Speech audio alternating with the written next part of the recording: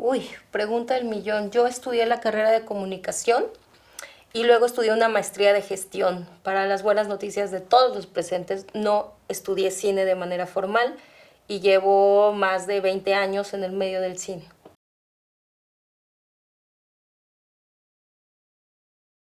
Creo que hay algo fundamental, creo que en el campo del audiovisual, que puede sonar muy romántico, pero es bello, que sí depende mucho de una pasión. Lo que nosotros hacemos es algo creativo y es algo muy subjetivo.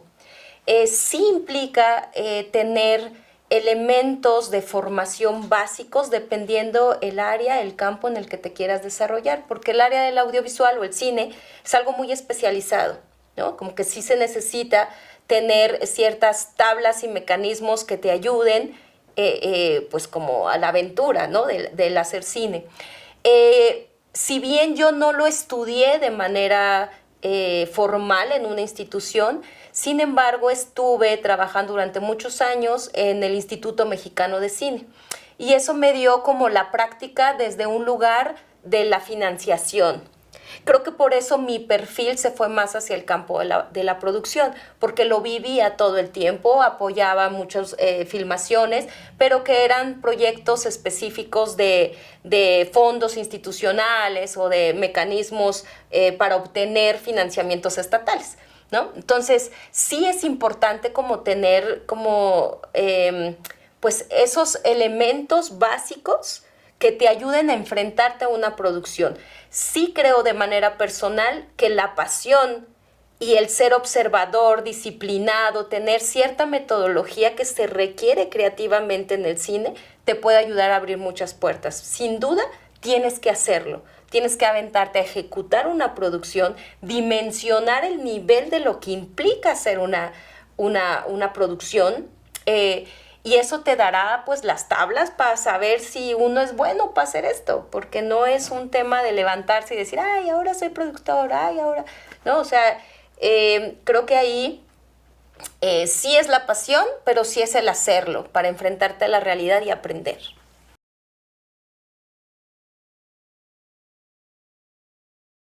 Creo que siempre será el trato con el humano. O sea, entender que el hacer cine, más allá de pues de premios o más allá de un bluff que existe alrededor del cine, es trabajar con otro ser humano que va a tener una cantidad de principios, de carácter, de disciplinas. Como productor, lograr homologar un crew porque trabajas con muchos humanos, ese es un gran reto.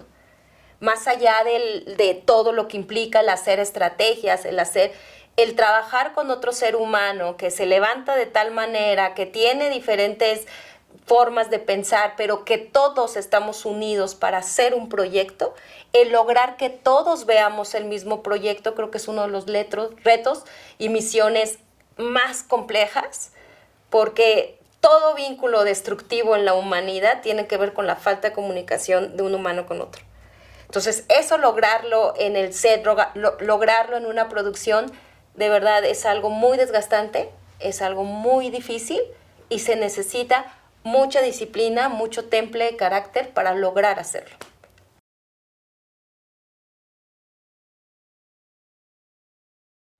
Ok, de manera formal o profesional, pues tenemos que comprender justo todas las etapas por las que vive un proyecto. Todo esa temporalidad dividida en diferentes etapas, pues te da de entrada a entender que esto no se logra de la noche a la mañana, necesitas planearlo muy bien, ¿no? Y está desde tu etapa de escritura, tu etapa de desarrollo, la etapa de producción, que la etapa como tal conlleva la el rodaje, el cierre, ¿no? La etapa de postproducción, que tiene su fase de edición, la parte o la etapa de comercialización, la etapa de exhibición.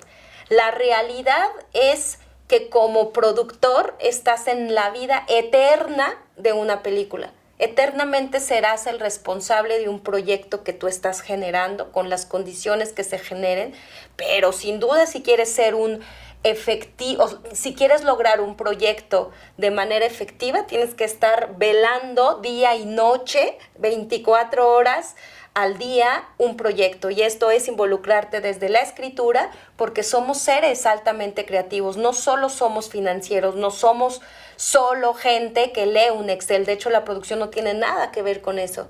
Creo que es un alcance mucho mayor, y si quieres eso, o sea, ser un buen productor o generar un buen proyecto, hay que estar involucrado en desarrollo, escritura, producción, postproducción, distribución, y de hecho somos los únicos encargados de cuidar que pase durante todas las etapas un proyecto, cuidarlo por cada etapa para que pueda llegar a ser una realidad. Y sobre todo el hacer una realidad no es solo tener una filmación o tener el rodaje. Eso no es lograr una peli. Lograr una peli es que alguien la vea, que tenga ese canal de salida que te permita poder sumar dentro de tu experiencia pues una producción más, ¿no? Y entonces pues es a estar cuidando todo el tiempo, eternamente. Mientras yo viva, seré responsable de todas las películas que he producido hasta el momento. Y eso es una gran carga, por eso decidí más bien, no ser madre, ¿no? No tengo tiempo y ya tengo mis hijos película.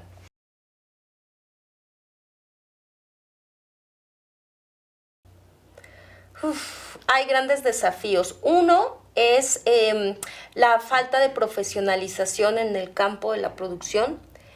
Justo desde que se está estudiando, lo que he podido ver desde el lugar de docente en escuelas de cine es que nadie está interesado en estudiar producción. Y se entiende, pero al mismo tiempo no se quiere estudiar producción porque se desconoce la producción o porque se cree que solo se trata de saber utilizar el Excel, de saber hacer sumas y trabajar con dinero, buscar dinero. No necesariamente eso es solo el perfil de un productor.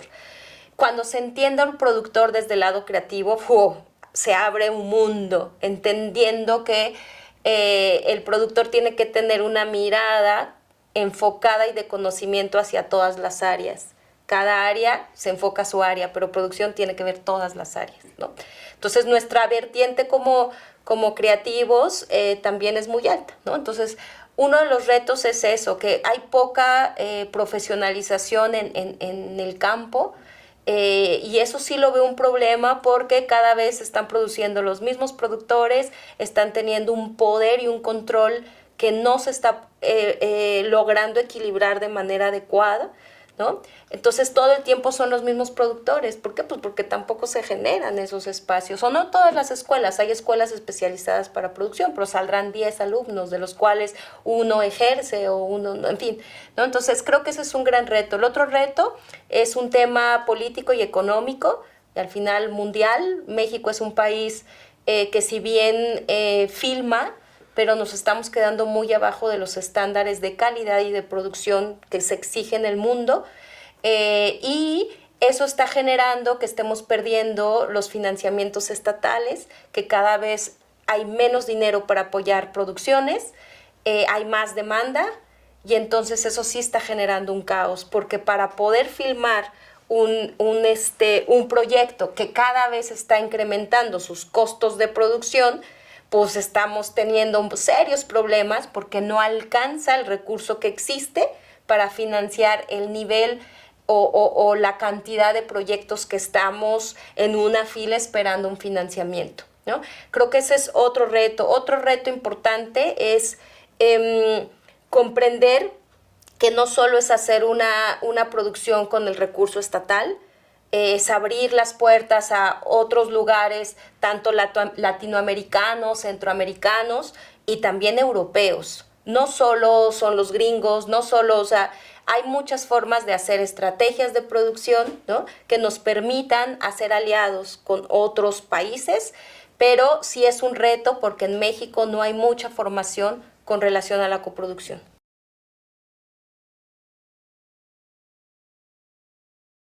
Pues creo que también para la efectividad o el logro de un proyecto, pues todos tenemos que estar unidos. O sea, es que no es que sea un departamento u otro, un poco con lo que comentaba al inicio.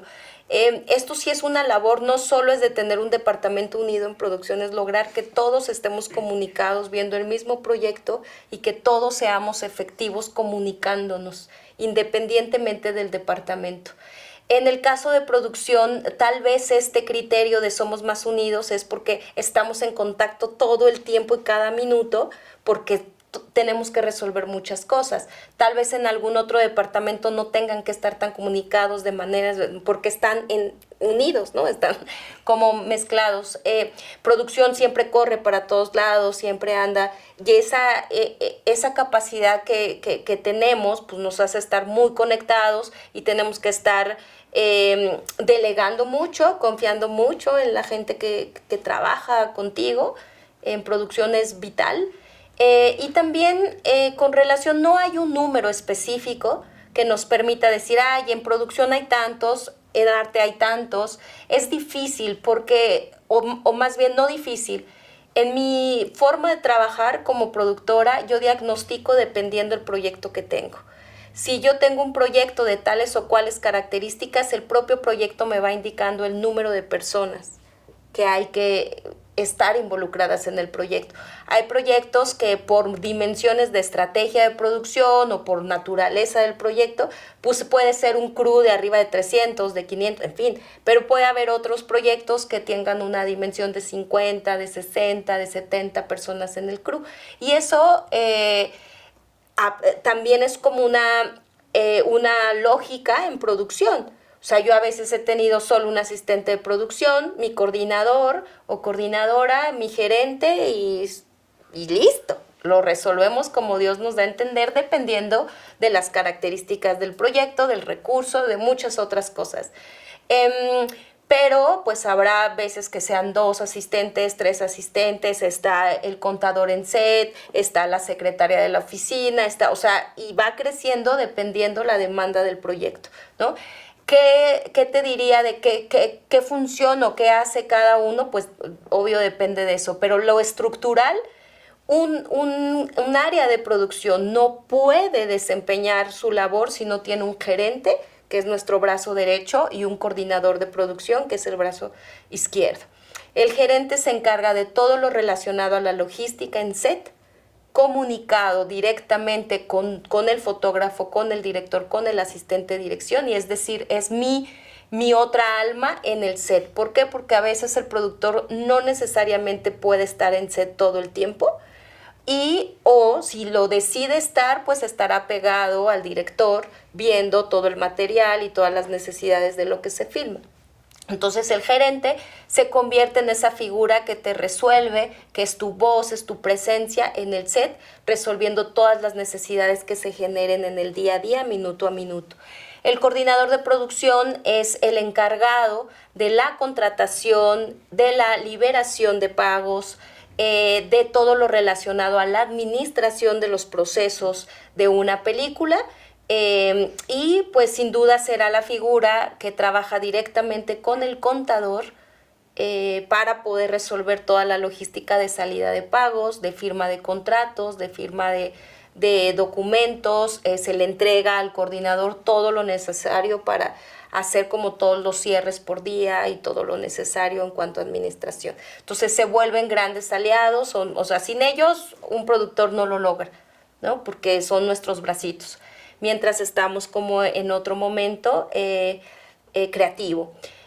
Los asistentes de producción pues también pueden tener diferentes funciones, ¿no? Hay quien puede estar apoyando más al gerente, quien me está apoyando más a mí directamente, hay otro asistente que puede estar apoyando más al coordinador, apoyando más al contador, apoyando más a dirección. Entonces depende mucho de la dimensión, pero los cargos como fuertes de responsabilidad en producción pues creo que radica en esa triada gerente, coordinador y el productor.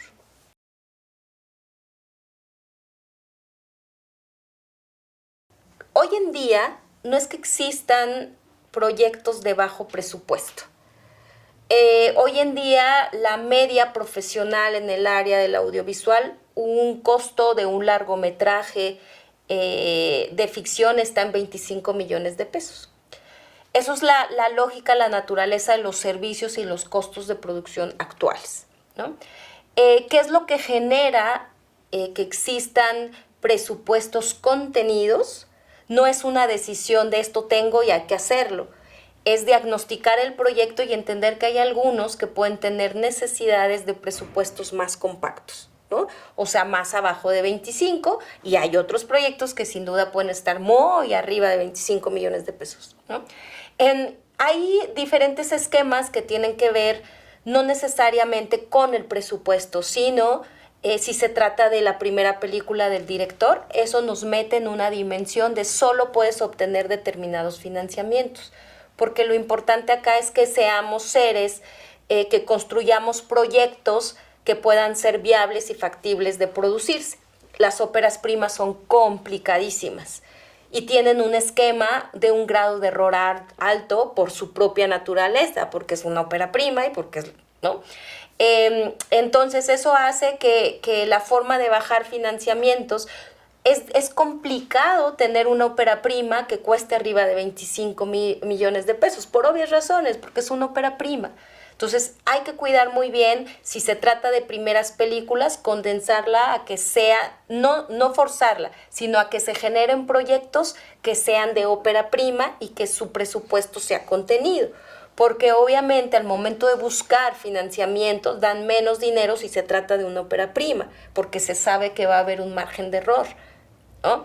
En el caso de eso hay un fondo específico que apoya óperas primas y pueden obtener hasta 5 millones de pesos. Eso te da una lógica que los proyectos tienen que costar 7 u 8 millones de pesos, porque justo se trata la inversión que hay o los apoyos que hay para ese tipo de películas, pues es reducido, ¿no? Si se trata de tu segunda, tercera película o si se trata de alguien que ya tiene más de 5 películas, pues la forma de acceder o los tipos de financiamiento son distintos porque te dan más dinero dependiendo la experiencia que tiene el director y en este caso el productor también. No pueden dar mucho recurso o financiamiento en términos prácticos si no demuestras que tienes la capacidad de poder mover esa cantidad de dinero y hacer producciones de esa dimensión, ¿no? Entonces, los financiamientos están estructurados dependiendo del tipo de proyecto, dependiendo la experiencia de los aplicantes o los que buscan ese financiamiento y ahí te vas moviendo por los sectores. Pero en general hay 3 financiamientos estatales. Uno es financiamientos muy pequeños que puede dar el IMCINE, otros que se pueden obtener a partir de un fondo único que se llama FOCINE, y luego hay otro incentivo fiscal, no es un fondo, es un incentivo que ayuda a producciones muy generales, pero esa inversión, por ejemplo, ese incentivo te puede dar hasta 20 millones de pesos, ¿no? Los otros son máximo, te dan 5, máximo 8 millones de pesos, los otros te dan para escritura, para hacer carpetas de producción, ¿no? Son recursos más pequeños, pero sí depende mucho de la experiencia de quien presente un proyecto para saber cómo armar tu estrategia de producción.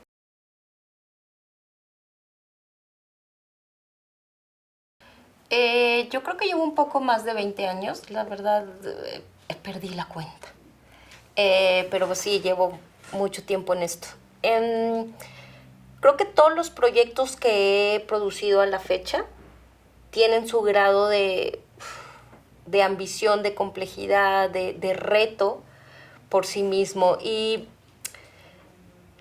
creo que cuando se logra salir como de lo complejo que es el trabajar con otros humanos, ¿no? Lo que he comentado en diferentes ocasiones, creo que las cuestiones naturales se vuelven un reto muy impredecible, ¿no? Hay cosas que por más que quieras como tener controlado, pues de pronto se te escapan muchas cosas. Un proyecto que para mí fue un reto muy grande y me puso muchas complicaciones y sí fue un grave error de producción de mi parte. Filmamos un proyecto en el desierto. Ese proyecto tenía la condicionante de recrear un ejército militar en el desierto. Me dieron como condicionante filmar en Ciudad Juárez. tenía reparto internacional altamente importante. Fui, acepté el reto y lo que no consideré es que en el periodo que yo organicé la filmación era el periodo más alto de torbellinos de arena, como tormentas de arena complicadas.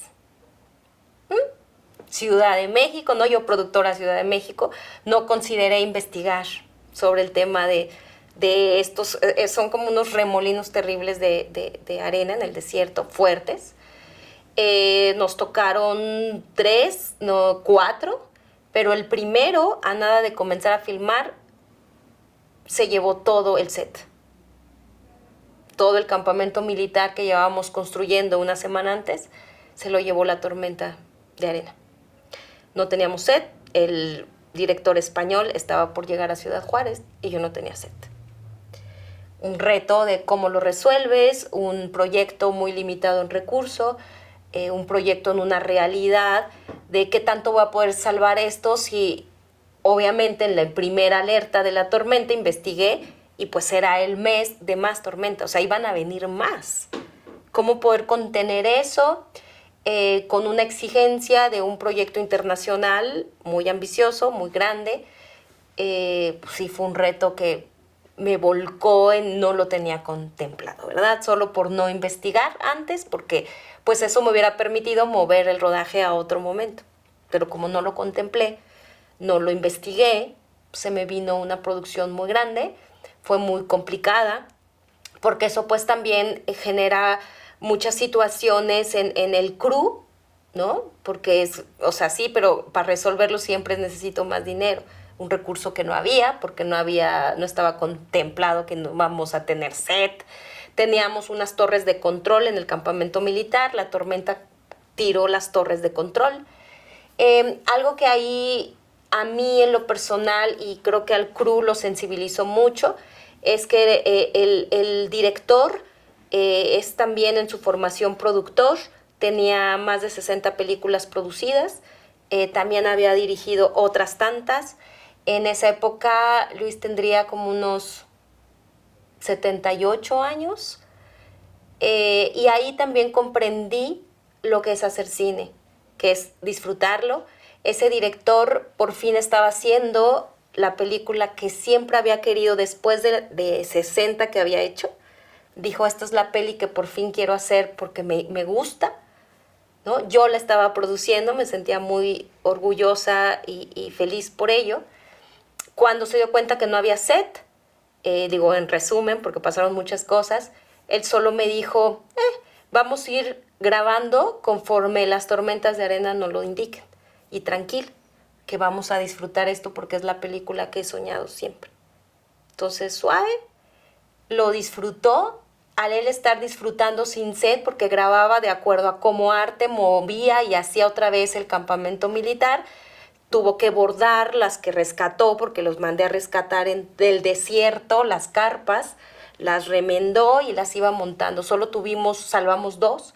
Entonces era como montar una aquí, la cámara iba acá y luego iba filmando como así, para que se viera que había varias, pero en realidad era ir montando como fue todo un reto muy, muy, muy desgastante, pero cuando la actitud, y eso es un director cuando ya está consolidado, ya no hay nervio, ya no hay presión, no hay estrés porque hay gozo.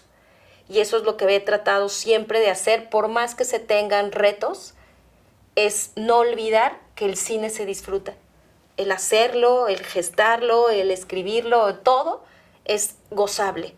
Y él me lo enseñó porque yo estaba en crisis, tuve realmente muchos temas físicos porque estaba yo muy nerviosa, ¿no? Yo quería que él disfrutara su película y entonces justo me dijo, es que lo voy a hacer, con set o sin set, lo voy a gozar y lo voy a disfrutar. Entonces tranquila, que yo lo entiendo, no estuvo en tus manos, bla, bla, bla, ¿no? Pero cualquier reto, pese al reto que sea, lo importante es no olvidar el por qué hacemos cine. Y el origen es porque hay pasión y porque cuando te gusta el cine lo quieres disfrutar. Más allá de temas de egos que hay todo el tiempo, ¿no? Sino es de verdad encontrar gente que tenga la misma pasión y disfrutar el hacer películas independientemente del tipo de de reto y de adversidad, ¿no?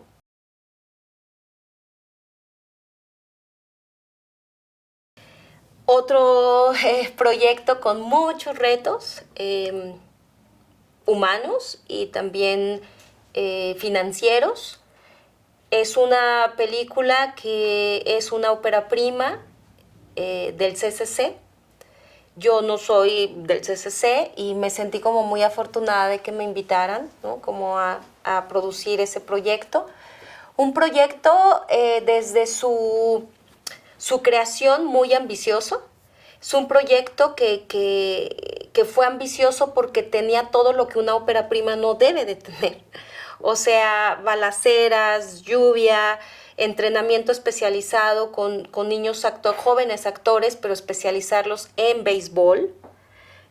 No es como si yo voy a filmar algo que sea de una rama especializada, como lo es el béisbol, pues al menos hay que ayudarles y que aprendan a, ¿no? O sea, literal, a echar la bola, a cómo se paran. Entonces fue contratarles pues a alguien que los capacitara. Todas esas necesidades pues eran algo no propio de una ópera prima. El reto estaba muy grande, es una película majestuosa, tiene un guión impresionante, pero fue un guión o un proyecto que tuvo muchas adversidades. La más importante, pese a su naturaleza, de un proyecto muy riesgoso por las características del guión, fue un proyecto que estuvimos filmando y la pandemia vino a... Lo tuve que parar. Fue un proyecto que a la semana 5 la pandemia pues ya llegó a un nivel duro y tuvimos que parar. Ese proyecto pues tardó los 2 años de pandemia, más luego ya la cuestión administrativa del CCC pues ya no tenía el dinero para continuar. Fue un proyecto muy tropezado en todo su proceso y reitero, muy ambicioso, pero es un excelente guión, es un proyecto del cual como productora me siento muy orgullosa porque es un proyecto que tiene un nivel de producción muy alto y lo hicimos con un recurso muy austero, con un proceso administrativo muy complejo y quedó una película majestuosa. Una película de un valor de verdad, o sea, de todo el detrás cuando me doy cuenta todo lo difícil que fue. Además, trabajar con animales. O sea, tenía todo lo difícil, o sea, carretera, todo lo difícil en una ópera prima. Fue de verdad un reto muy difícil porque además el recurso era muy limitado. Y se logró una película con una calidad, o sea, la gente que ve la película de pronto me dice, oye Angie, pero es que esto no es una ópera prima. En ningún lugar veo la ópera prima.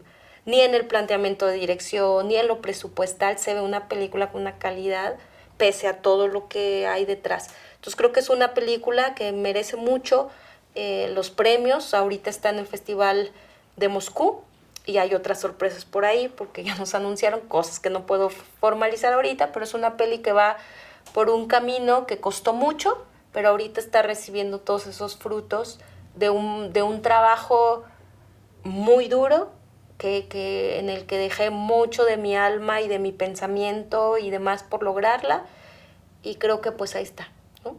Y me siento muy orgullosa desde la parte de producción.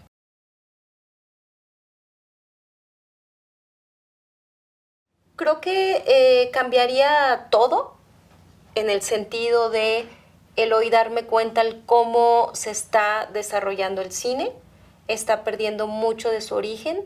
Hoy tenemos un medio que es misógino, un medio que es machista, un medio audiovisual, cine, que es clasista, que tiene todo lo que yo no quiero, no me gusta y no me interesa. Pero es el medio que amo y es lo que sé hacer. ¿Qué cambiaría? Cambiaría todo eso. O sea, cambiaría de quitar ese criterio que ha llevado al humano a creer que por el hecho de hacer cine se vuelve un ser extraordinario. Y no lo es. Seguimos siendo personas que trabajamos con otras personas y que eso nos ayuda a construir mejores proyectos, proyectos más empáticos y también cuando entendamos que el cine solo sucede cuando hay un público y el público merece respeto. El hacer cine es un tema de respeto, es un tema de construirlo desde ese origen y desde eso que implica disfrutar el set, disfrutar el hacer una película, el pasarla bien y no estar en un círculo en donde hay un abuso de poder, en donde hay violencia, porque yo soy yo, porque tengo tal o porque yo, eso implica que existan esos abusos, esas malformaciones del hecho de ejecutar y de hacer cine. ¿Cambiaría todo eso? Que volvería como a profesionalizarme. Creo que me encantaría, tengo un alma de guionista, siempre creí que yo el hacer cine era por mi fanatismo a escribir historias. ¿Qué cambiaría? Creo que me profesionalizaría más también en esa área y trataría de equilibrar las dos vertientes, ¿no? Hasta la fecha lo logro porque soy script doctor, doy clases también en maestrías de guión porque soy muy buena diagnosticando historias y sí me considero una de las pocas productoras que saben diagnosticar un guión, que saben trabajar con historias, trabajar con perfeccionamiento de guión, pero sí creo que cambiaría creo que profesionalizarme más en los dos campos. Yo, para bien, me acerqué al medio del cine y lo aprendí a vivir, lo aprendí viviéndolo. Pero sí me hubiera gustado estar en una sala de clases, aprendiendo guión, aprendiendo producción. Eso me hubiera gustado. ¿Y qué cambiaría? Repito, todos los egos y toda la formación que hoy se ha tornado hacia un nivel de eso. Es mejor quien ha ganado más premios o quien es más mala persona, quien tiene el ego más arriba es el que el mundo respeta. Eso lo cambiaría por completo, porque somos humanos, hagamos lo que hagamos, seguimos siendo humanos, respetando y que debemos respetar al otro desde ese mismo lugar.